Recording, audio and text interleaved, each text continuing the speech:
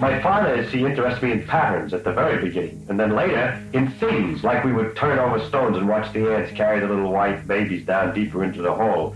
We would look at worms, where we go for walks, and we'd look at things all the time. The stars, the way birds fly. He was always telling me interesting things.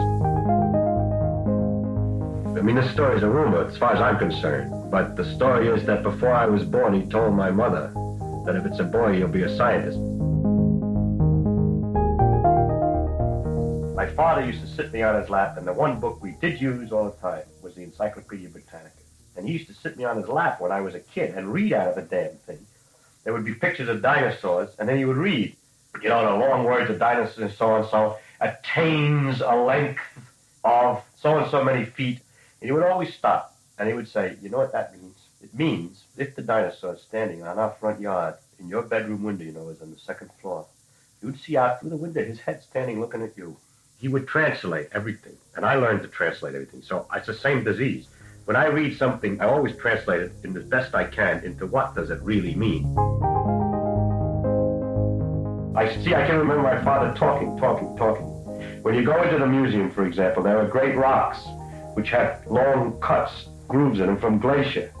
And I remember the first time going, and he stopped there and he explained to me about the ice moving and grinding, and I can hear the voice practically. And then he would tell me, how do you think we know there were glaciers in the past? And then he would point out, that's what we're looking at, that these rocks are found in New York, and so there must have been ice in New York. He understood. The thing that was very important about my father is not the facts, but the process, the meaning, how we find out what is the consequence of finding such a rock. But that's the kind of guy he was. I don't think he ever successfully went to college. However, he did teach himself a great deal. He read a lot. He liked the rational mind and liked those things which could be understood by thinking.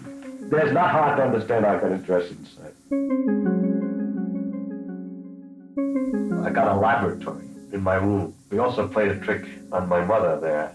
We put sodium ferrocyanide in the towels and another substance, an iron salt, probably alum, in the soap. And when they come together, they make blue ink. So we were supposed to fool my mother, you see. She would wash her hands, and then when she dried them, the hands would turn blue. But we didn't think the towel would turn blue.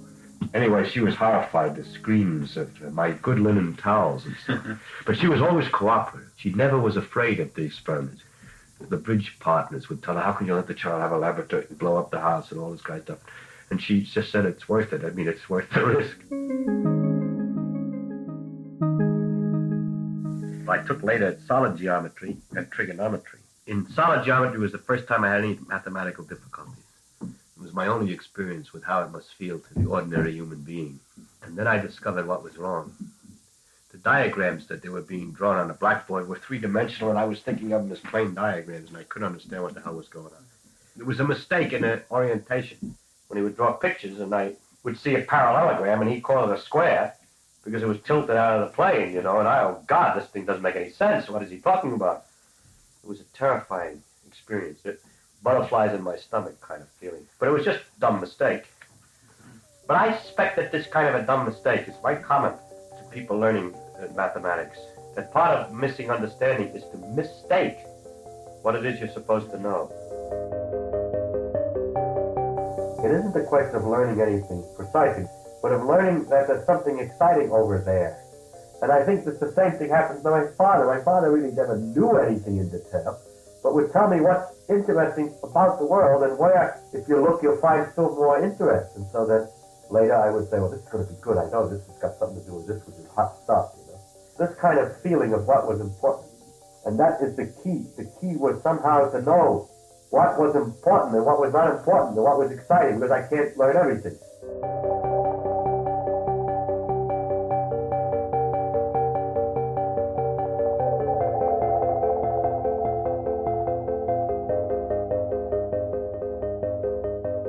The thing that I loved was everything I read was serious. It wasn't written for a child. I didn't like children's things because one of the things I was very, and still am, very sensitive and very worried about is that the thing be dead honest, that it isn't fixed up so it looks easy.